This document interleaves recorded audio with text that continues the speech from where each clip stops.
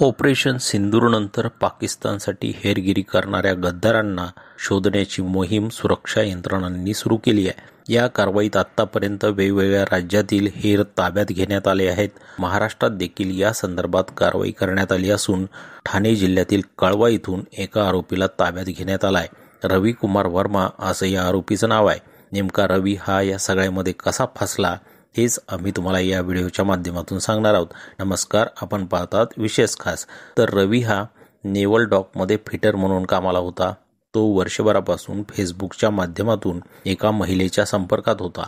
ती मुलगी व्हिडिओच्या माध्यमातून संपूर्ण अंगप्रदर्शन करत होती. रवी तिच्या सौंदर्यावर भुलला आणि हनी ट्रॅपमध्ये अडकला. गेल्या 2 महिन्यापासून ATSनं रवी कुमार वर्मा याच्यावर बारीक लक्ष ठेवलं होतं. रवी नेव्हल डॉकमध्ये फिटर म्हणून कामाला असल्यानं त्याला संपूर्ण परिसराची माहिती होती. या व्यतिरिक्त तो केरळ, कोची आणि अलिबाग येथे देखील कामानिमित्त होता. त्यानं या भागातील काही गोपनीय माहिती पाकिस्तानी मुलीला दिली होती. रवीला आपल्याबाबत काहीतरी चुकीचं घडत असल्याचं लक्षात आलं होतं. त्यानं ती माहिती त्याची आई रेखा वर्मा यांना दिली. त्यानं लग्न लावून देण्यासाठी आईला सांगितलं. आईनं त्याच्यासाठी मुलगी देखील शोधली. पण आता हे सर्व घडल्यानंतर माझ्या मुलाचं लग्न मोडलं आहे असं रेखा वर्मा यांनी सांगितलं. रवी वर्माची आज पुन्हा एकदा चौकशी करण्यात आली. आत्तापर्यंतच्या तपासात असं आढळून आलं आहे की आरोपीनं नोव्हेंबर 2024 ते मार्च 2025 दरम्यान व्हॉट्सॲप आणि फेसबुकच्या माध्यमातून पाकिस्तानी गुप्तचर अधिकाऱ्यांसोबत एका मोठ्या संघटनेची संवेदनशील माहिती शेअर केली होती. रवी पाकिस्तानातील 2 फेसबुक अकाउंटच्या संपर्कात होता.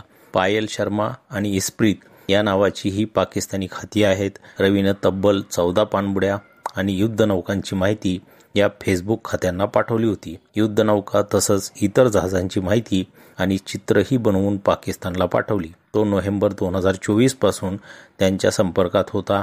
नेव्हल डॉकमधल्या परिसरात मोबाईल नेण्यास बंदी असल्यानं आरोपी रवी युद्धनौकांचं स्ट्रक्चर आणि इतर माहिती लक्षात ठेवत असे.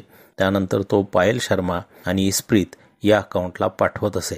रवी ही सर्व माहिती ऑडिओ आणि टेक्स्ट स्वरूपात तसंच चित्र काढून पाठवायचा असंही तपासात आढळलेलं आहे.